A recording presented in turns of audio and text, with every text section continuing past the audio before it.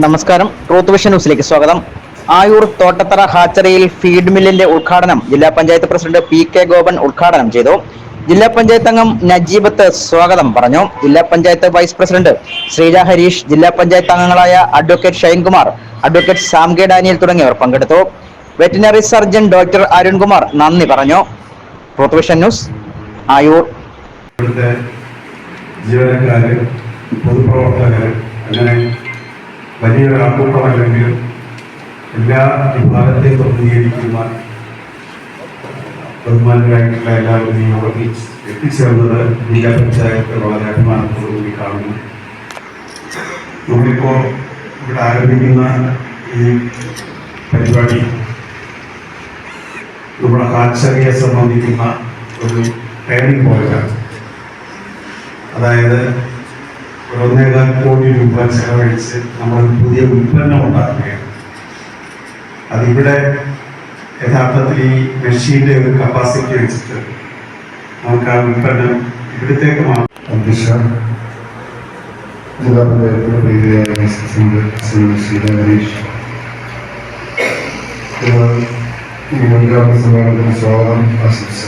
പ്രീതിയായ ജില്ലാ പഞ്ചായത്തിൻ്റെ വികസന സ്റ്റാൻഡിംഗ് ചെയർപേഴ്സൺ ശ്രീമതി നജീബത്ത്, ഇവിടെ ഫീൽഡ് യൂണിറ്റ് ഔപചാരികമായ ഉദ്ഘാടനം നിർവഹിച്ച കൊല്ലം ജില്ലാ പഞ്ചായത്ത് വികസന ക്ഷേമ പ്രവർത്തനങ്ങൾക്ക് ഏറ്റവും ശക്തമായ നേതൃത്വം നിന്ന് പ്രിയങ്കര ഡോക്ടർ പി.കെ. ഗോപൻ, ഇവിടെ പദ്ധതി വിശദീകരിച്ച ജില്ലാ പഞ്ചായത്ത് അംഗം ഡിവിഷൻ മെമ്പർ ഏറെ പ്രിയങ്കര ഷൈൻകുമാർ, ഇവിടെ ആശംസകൾ നേർന്ന ക്ഷേമകാര്യ സ്റ്റാൻഡിംഗ് കമ്മിറ്റിയുടെ ചെയർമാൻ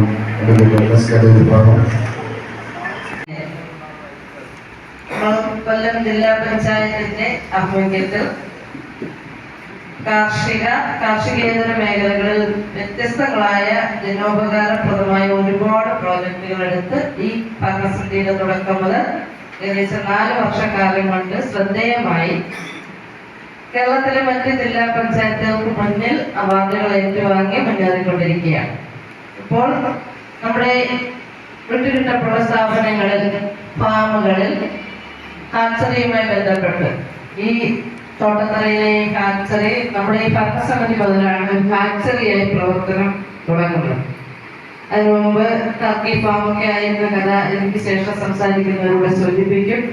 അപ്പോൾ ഞങ്ങളിവിടെ വരുമ്പോൾ ഇതിന്റെ കെട്ടിടങ്ങളെല്ലാം സജ്ജീകരിക്കപ്പെട്ടു. മദർ സ്റ്റോക്ക് വരുന്ന ഒരവസ്ഥയിലായിരുന്നു. 10,000 മദർ സ്റ്റോക്ക് വന്ന്, നമുക്കറിയാം നമ്മുടെ കേരളത്തിലെ ജനസാന്ദ്രതയും ആവശ്യമായ ഭക്ഷ്യോത്പാദനത്തിൽ നമുക്ക് സ്വയം പര്യാപ്തത ആർജിക്കുകയും കലർപ്പില്ലാത്ത ഭക്ഷ്യവസ്തുക്കൾ നമ്മുടെ ജനങ്ങൾക്ക് വിതരണം ചെയ്യുകയും ചെയ്യുന്നത് ഗവൺമെന്റിന്റെ ഒരു താല്പര്യമാണ്. അതിനുവേണ്ടി നമ്മൾ മുന്നോട്ട് പോകുമ്പോഴും നമ്മൾ കാർഷിക മേഖലയിൽ ഒരുപാട് മുന്നോട്ട് പോയതിന്റെ ഭാഗമായി മറ്റ് സംസ്ഥാനങ്ങളിൽ കൃഷി ചെയ്യാതിരുന്നാൽ, അവിടുത്തെ വണ്ടി വരാതിരുന്നാൽ നമ്മുടെ നമ്മൾ ഉപഭോഗം ചെയ്യുന്നത് നമ്മളെ ബാധിക്കും എന്നൊരവസ്ഥയിലേക്ക് നമ്മൾ പോയിക്കൊണ്ടിരിക്കുകയാണ്. കേരളത്തിലെ ജനങ്ങൾ എല്ലാ കാര്യത്തിലും പ്രബുദ്ധരാണ്, വിദ്യാധരരാണ്,